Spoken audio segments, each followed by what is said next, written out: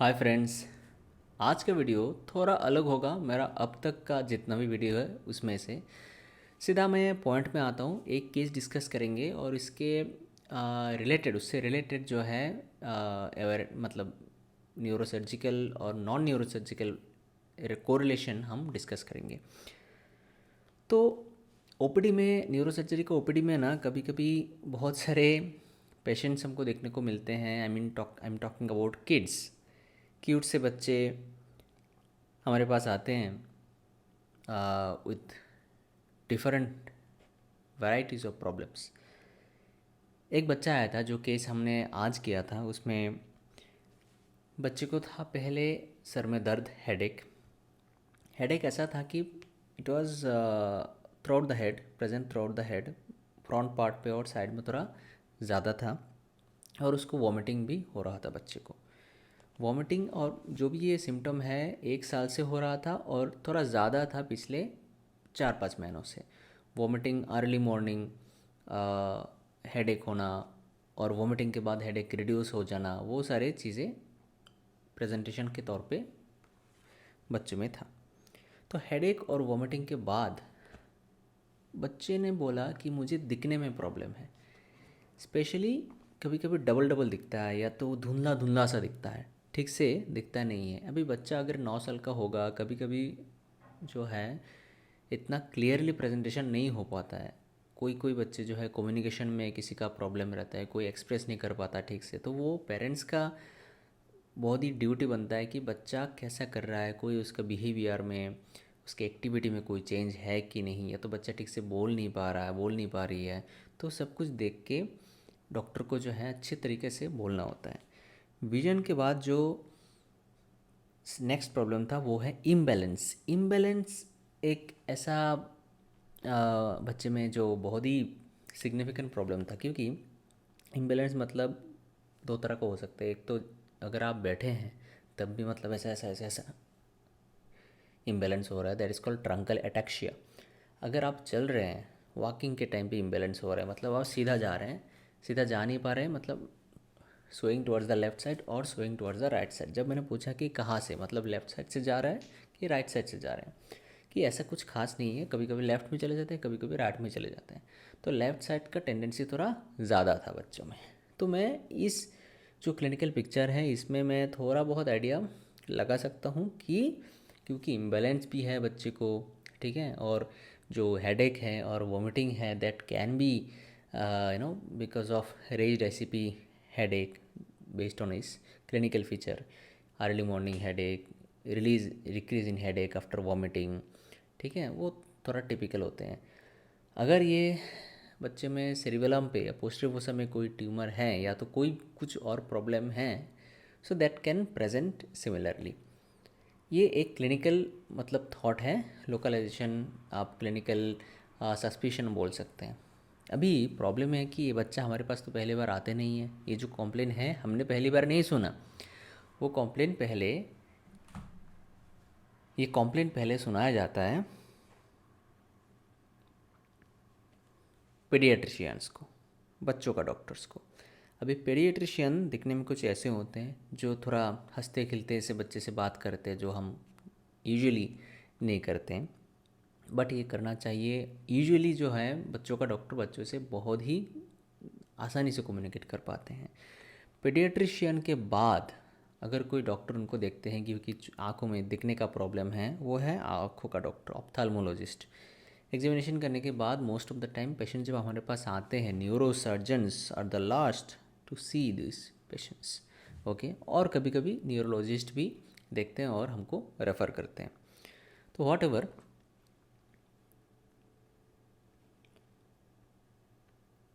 तो यहाँ पे जो है हम इस कंडीशन पे, इस सिचुएशन पे हम एमआरआई के लिए सजेस्ट करते हैं। एमआरआई होने के बाद हमने देखा कि यह जो ब्रेन है, यहाँ पे कॉन्ट्रास्ट एमआरआई किया गया है प्लेन के साथ। This is the solid part of a tumour, it looks like there is a brain tumour.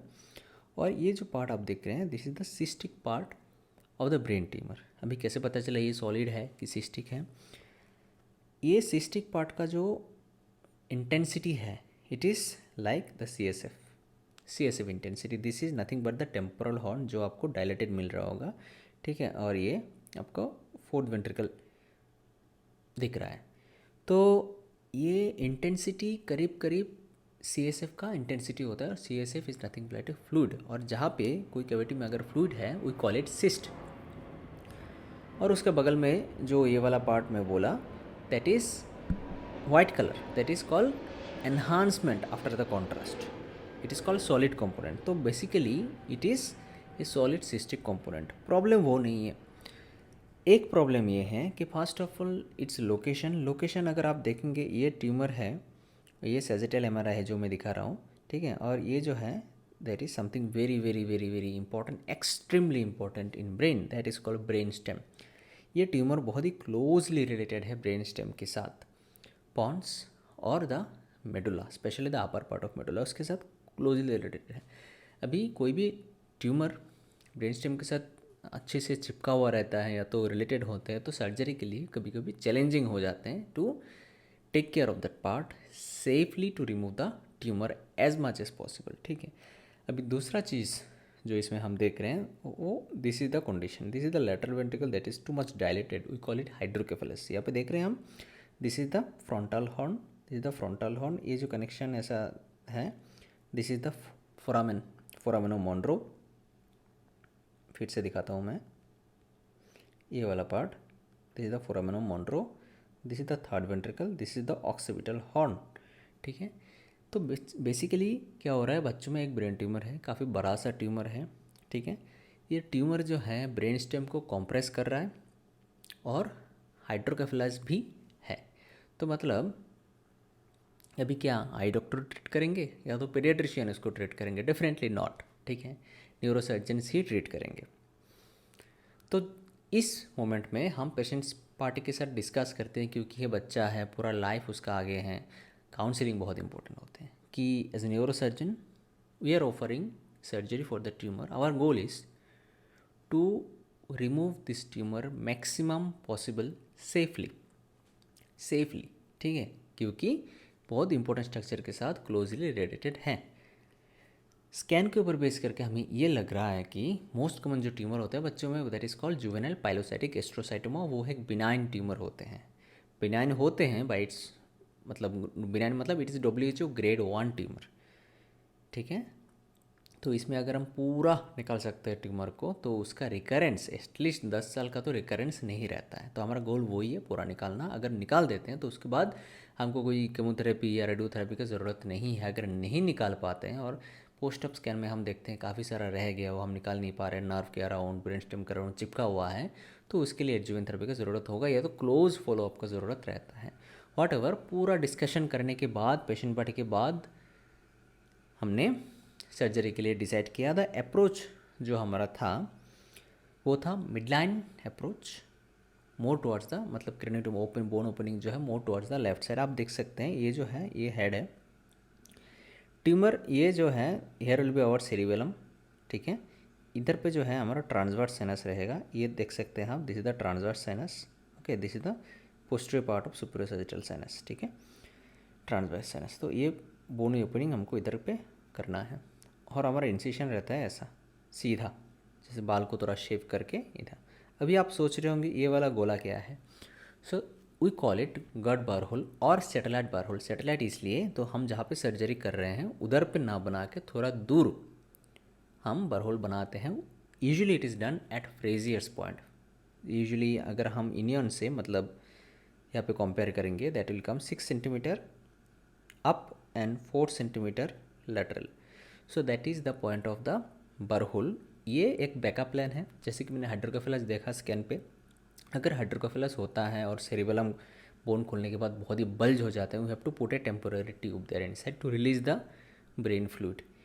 Brain का फ्लूइड हर किसी में होता है, इस बच्चे में जैसे कि देखा मैंने हाइड्रोकेफेलस मतलब ब्रेन का फ्लूइड ज़्यादा हो गया था, ठीक है, उसकी वजह से ब्रेन का प्रेशर ज़्यादा हो जाता है। और सर्जरी के दौरान अगर it is not allowing me to proceed, we have to release the fluid temporarily, at least putting a tube inside, ठीक है, वॉट एवर इट इज़। तो ये हम इधर पे बरहोल बनाते हैं और उसको कनेक्ट करके हम क्रेनियोटोमी करते हैं। सो आप सोच रहे होंगे ये वाला खुला सा पार्ट क्या है, this is called फोरामन magnum, foramen magnum, ठीक है। ये है हमारा C1 वर्टिब्रा का पोस्टीरियर हिस्सा, we call it posterior arch of C1। तो कभी कभी वो भी निकालने का ज़रूरत होते हैं, जैसे कि हमारे केस में हुआ था।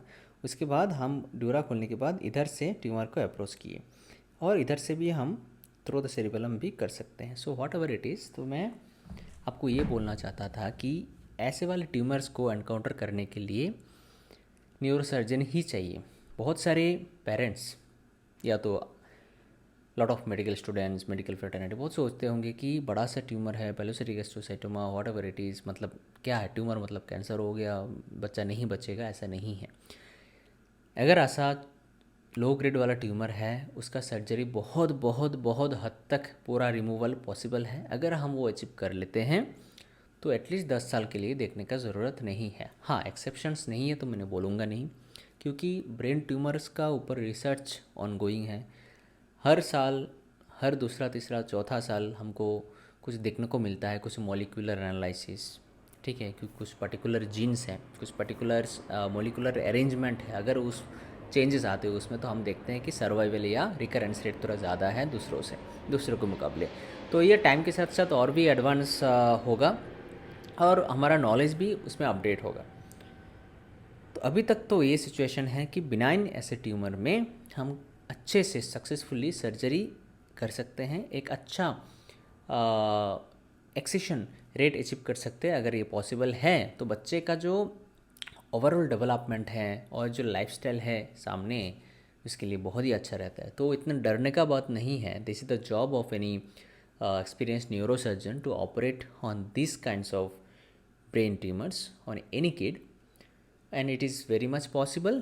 and ऐसा है कि आज कल हम फंक्शनल एस्पेक्ट की तरफ देख रहे हैं न्यूरो सर्जरी में, not only to remove the tumour. पहले ऐसा होता था, बहुत पहले जब न्यूरो सर्जरी का स्टार्टिंग हुआ था, कभी कोई मतलब उंगली से खींच के ऐसे ट्यूमर को लाया जाता था। तब क्वेश्चन था कि पेशेंट बचेगा कि नहीं बचेगा। अगर पेशेंट बच गया तो बहुत ज़्यादा है, इसलिए न्यूरो सर्जरी की बहुत ज़्यादा था। आजकल जो है priority is not about the survival और the mortality perioperatively, it is about the functional aspect of the patient। तो understanding the patient as a individual or the kid as a beautiful life, because उसका पूरा आने वाला जो ज़िंदगी है उसका सामने पड़ा हुआ है। so that is very very important than anything else। so वही, तो अगर आपको वीडियो अच्छा लगा तो चैनल को सब्सक्राइब करिए, इस वीडियो को बहुत सारे लोगों के साथ आप शेयर करिए। अगर ऐसे ही वीडियो आपको और भी चाहिए तो कमेंट सेक्शन में ज़रूर लिखिए। अच्छे रहिए, खुश रहिए, सेफ रहिए और हेल्दी रहिए। मिलते हैं अगली वीडियो में बहुत जल्द। तब तक के लिए बाय बाय।